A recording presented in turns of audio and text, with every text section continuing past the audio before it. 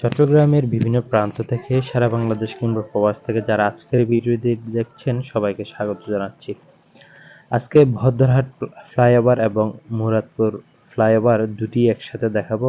ইতিমধ্যে আমি ভদ্রহাট ফ্লাইওভারে উঠেছি। আসলে ফ্লাইওভার এমনিতেই ঘুরে দেখা যায় না এবং এখানে উঠে ধীরে সুস্থে গাড়ি চালিয়ে চারপাশ দেখে যাওয়া যায় না, যার কারণে আমি একটি ভিডিও রেডি করেছি। যারা বিভিন্ন প্রান্তে আছেন, প্রবাসে, দেশে, সবাই যাতে ভিউগুলো দেখতে পারেন সেজন্য ভিডিওটি করা।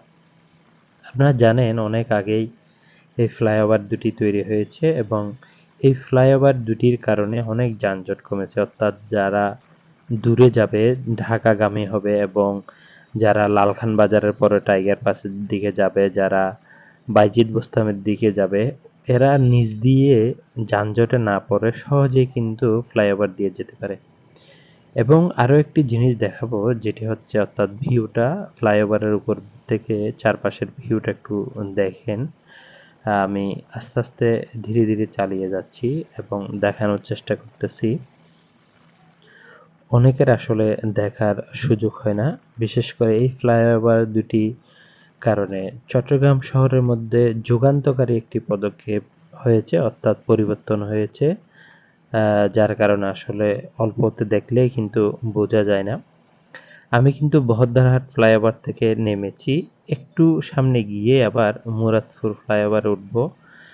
মাঝখানে কিছুটা অংশ গ্যাপ আছে এবং যেটি গ্যাপ আছে, গ্যাপ থাকলেও তেমন সমস্যা নেই, এটি একটি প্রশস্ত এবং এইখানটাতে কোনো ডান পার্শ্ব সড়ক এবং বাম পার্শ্ব সড়ক পড়েনি, যার কারণে এইখানটাতে তেমন সমস্যা হয় না। এখনই উঠে পড়লাম যেটি মুরাদপুর থেকে লালখান বাজার পর্যন্ত গিয়েছে, সেই ফ্লাইওভারটাতে উঠলাম।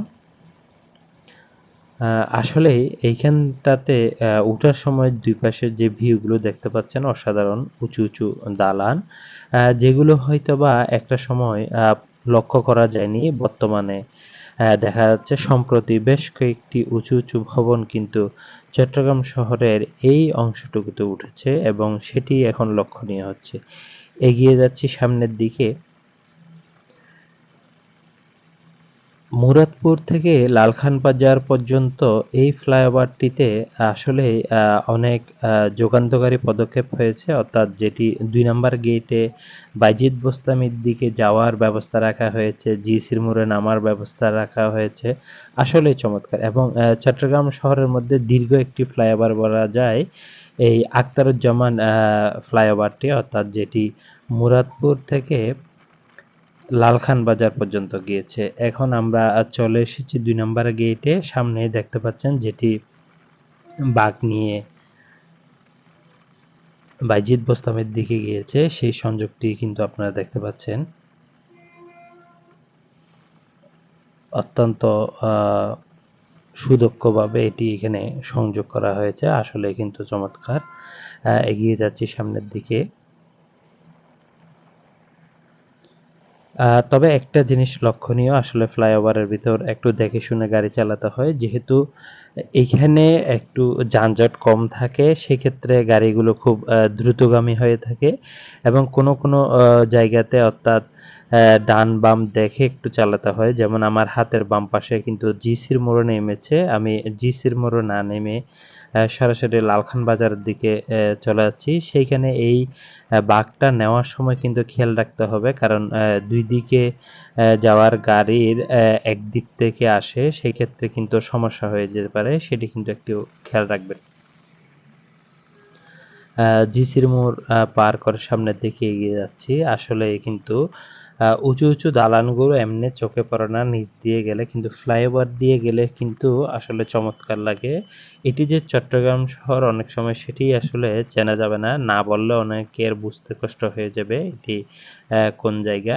তেমন একটি দৃশ্য ফুটে উঠেছে এই পয়েন্টটাতে, দেখুন।